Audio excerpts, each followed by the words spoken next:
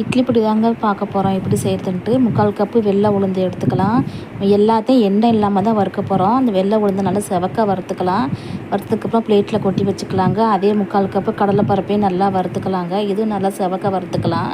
இதையும் பிளேட்டில் கொட்டி வச்சிடலாம். அடுத்ததாக வெள்ளை எள்ளு சேர்த்துக்கலாம். 100 கிராம் சேர்த்துக்கிறேங்க. ஒரு 1/4 கப்பு வெள்ளை எள்ளு நல்லா வெடிக்கணும். வெடித்ததுக்கப்புறம் அது நல்லா வறுத்ததுக்கப்புறமா இதையும் தனியாக எடுத்து வச்சுக்கலாங்க. 1 கப்பு வரமிளகா காம்பு எடுத்தது. இது கூட கொஞ்சம் கல் உப்பு தேவையான அளவு போட்டு வறுத்துக்கலாங்க. அப்போ தாங்க நெடி அடிக்காது. இதையும் நல்லா வறுத்ததுக்கப்புறமா கட்டி பெருங்காயம் சேர்த்துக்கலாம்.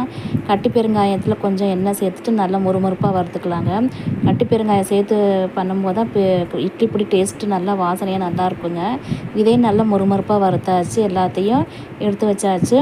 இப்போ நல்லா ஆறுனதுக்கப்புறமா மிக்ஸி ஜாரில் நல்லா குறவரப்பாக அரைச்சிடலாங்க. அவ்வளோதாங்க, சுவையான இட்லி பொடி ரெடி ஆயிடுச்சு. தேங்க்யூ.